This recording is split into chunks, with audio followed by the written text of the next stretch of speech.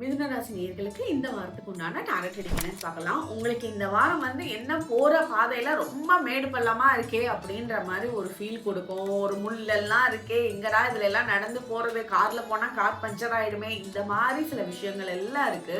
So நீங்க ஒரு முடிவுகள் எடுக்கிறதுக்கு முன்னாடி ரொம்ப ஒரு தடவைக்கு 10 தடவை நல்லா அனலைஸ் பண்ணிட்டு முடிவெடுங்க.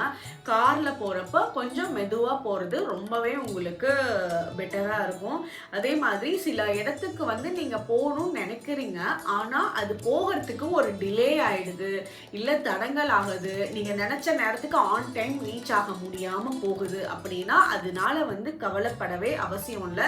உங்களுக்கு நடக்கக்கூடிய சின்ன சின்ன தடங்கல்கள் எல்லாம் உங்களுக்கு உங்களோட ஃப்யூச்சரில் நல்ல விஷயத்தை தான் ஏற்படுத்துது. அதாவது சில இடத்துக்கு போகலான்னு நினைப்போம், கரெக்டாக வீட்டில் ஒரு டிலே ஆகிடுச்சு, ஆனால் போகிறப்ப அங்கே போய் பார்த்தா நல்ல வேலை லேட்டாக முன்னாடியே வந்திருந்தா இந்த பிரச்சனையை ஃபேஸ் பண்ணி இருந்திருக்கணும், அந்த மாதிரி இருக்கும்ல.